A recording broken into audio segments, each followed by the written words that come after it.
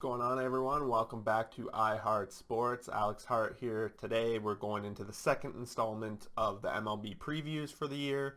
We're going to focus on the American League Central. Just like the prior videos, we're going to start from the bottom, work our way up to the top based on Vegas win totals. So that leaves us starting off with the Detroit Tigers. But before we get to that, I'd like to ask everyone that's watching this video to drop a like and a subscription, because it really helps the channel grow, and that's what I'm hoping to do this year with the baseball season. Bring everyone together and let's enjoy the 2021 season together. Now, let's be honest, if you clicked on this video, you're not really here to listen about the Detroit Tigers. However, we gotta give every team a little bit of love along the way. And while the Detroit Tigers are projected to have 68 wins this season, the future, maybe not this year, but in the future, will be a little bit more bright for this team. After this season, Zimmerman's going to be coming off the books for them, and really, they're open to sign whoever really they want. They're going to have a lot of cap room, a lot of space to make signings, so at least in that aspect, there's something to look forward to with the Tigers. Now, as for this season, their projected lineup probably explains why they're only projected to have 68 wins this season. Taking a look here, you got Robbie Grossman, who's been around the league for a long time, but then it quickly falls off. You got two guys really that haven't had a great MLB career yet, and then we got Miguel Cabrera. While Hall of Famer, is kind of nearing the end of his ropes, as we all know. One thing to keep an eye out for on the Detroit Tigers this year is that Miggy is at 487 home runs, and he very likely will hit the 500 home run club this year. He only needs 13, so unless something happens like he's complete dud or he gets injured, we'll likely at least have something to celebrate for the Tigers this year.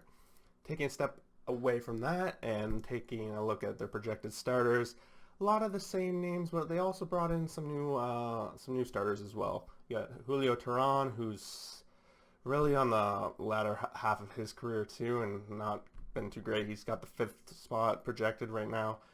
They brought in Jose Urena, who thankfully is not going to be dealing with Acuna over on the AL East, or the NL East, sorry. But they're going back to Matt Boyd and Spencer Turnbull and Tarek Skubal. They're all returning from last year.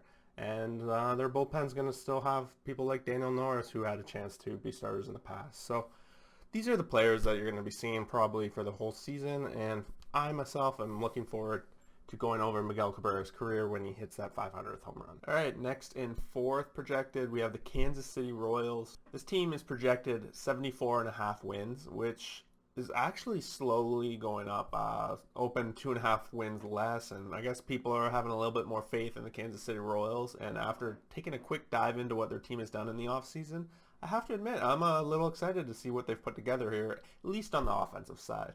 So, taking a look here, we got Whit Merrifield, as we all know, all-star, been a big part of this team for many years now.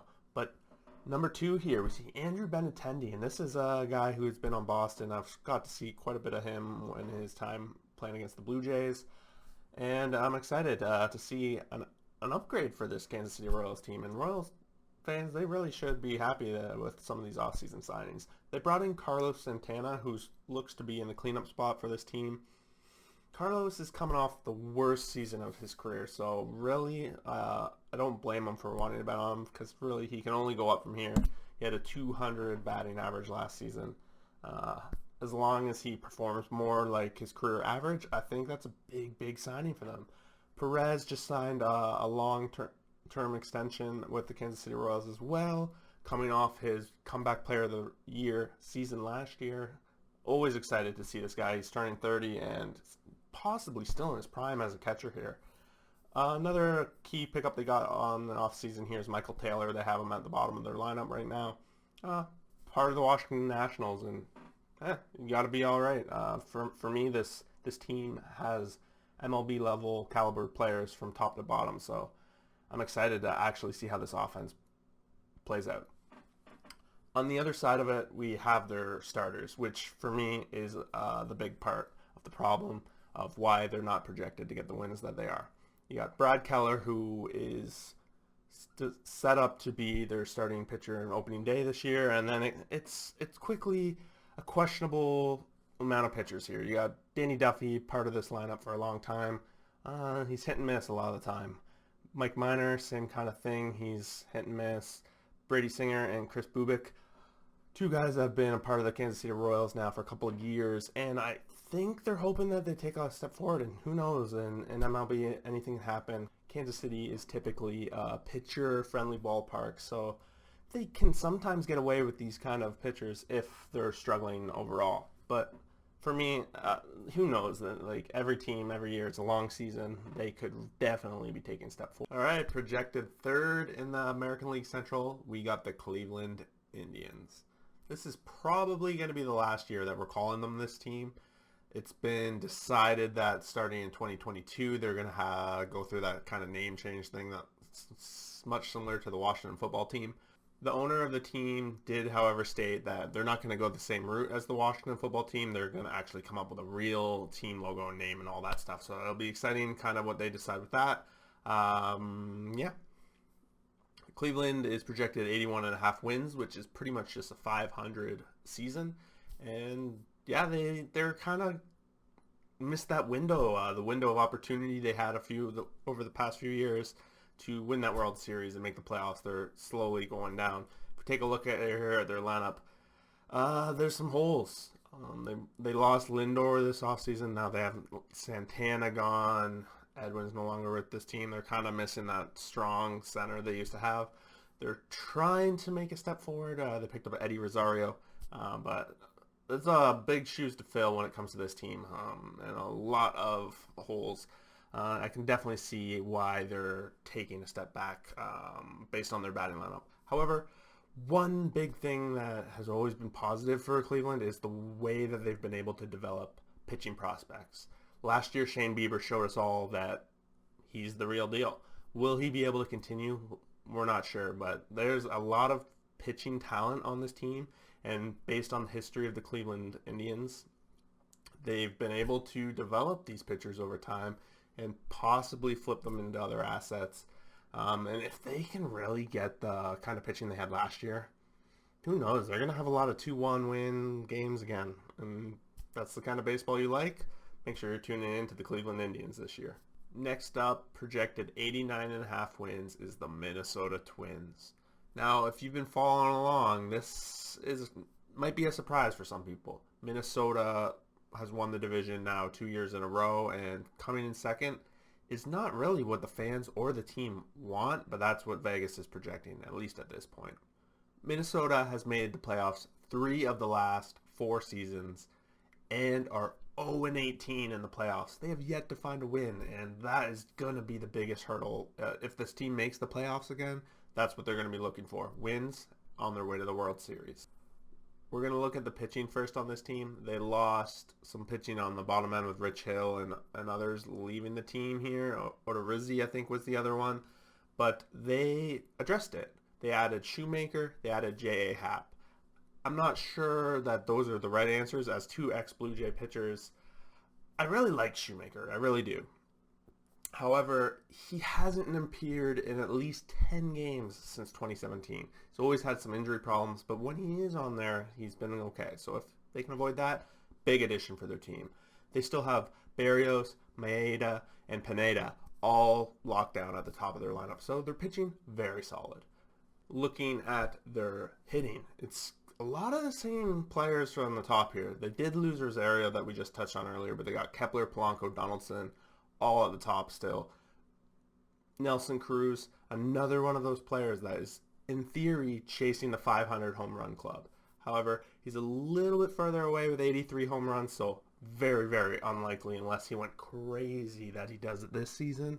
But next season, the season after that, it's very possible, though, that this COVID season from the past might have affected his chances to making it there. For Minnesota, it's really coming down to playoffs. Playoffs are nothing here. They must win in the playoffs. And if they're falling even short of the playoffs, this team is they're one step away from starting to blow it up, I guess. Like, playoffs are bust for this team, really. And that leaves us with the projected winners of the American League Central, the Chicago White Sox. Vegas has them projected 90.5 wins, which is one win more than Minnesota. So they're saying that they're going to dethrone the Twins as champs. All right, well, let's take a look at their lineups. They made one big addition here. Adam Eaton, back in the Chicago White Sox uniform. Fan favorite, one of my favorites when he was lacing it up for them back in the day. He's back, but always a big question whether he can stay healthy. Tim Anderson, top of the lineup. He's had amazing years the past couple of years. Grandal, always a solid catcher. Jose Abreu, big cleanup hitter. So this team has all the firepower when it comes to the offensive side of the ball. They're hoping Yon Makanda, probably saying that wrong, but they're hoping he has a little bit better of a season over last year. He has the potential, big prospect in the pipe at the time. Louis Robert, is he going to have the same kind of season he did last year? I think rookie breakout kind of year for him. So offensive-wise, they definitely have the firepower to topple the Twins if they can keep it together. Now, with the Chicago White Sox, this, for me, is a bigger question mark than the Twins, but Vegas gave them the edge, so here we are. They're pitching. Giolito is the top of their order here, and he was good last year. Can he keep it up? Dallas Keuchel, number 2, Lance Lynn, number 3. These are all pitchers that proved they were solid last year, and if they can do it again, the Chicago White Sox definitely are going to have the edge. However, in the 4th and 5th spot, it does fall off, and this is where the big if and ands or buts is really going to be. Dylan Cease was really hit or miss last year, and they're hoping he's going to be a lot more hit than miss, and what else can I say here? One thing of note is Kopech. They're 2 years ago, their rookie ace on the hill got Tommy John surgery, and now he's just coming back after taking the COVID season off as well. So he's really 2 years out. Looks like they're going to start him in the bullpen and then move him potentially. But this is a starter of the future for them. So keep your eyes out on him, and he is potentially going to make a move at it too if someone needs to step by. Ronaldo Lopez also in their bullpen as an ex-starter. So they at least have the depth and the people that have the experience in going innings, and they're projected to be at the top. If you had to ask me, I'd probably lean a little bit to the Twins. They've been there, done it before. Chicago White Sox made the playoffs last year. They're hoping to just keep building off that year, but we talked about it in the last video. It's the take a step forward, then they take a step back, and then they take a step forward. Chicago's going to be looking to avoid that. They're bringing in a new manager this year, Tony La Russa, who used to be a big manager for the St. Louis Cardinals. I'm sure if you've been around baseball for a long time, multiple championships with them. And he's coming in and he's hoping to take Chicago to that next level, and let's see if they can do it. And that wraps up the American League Central.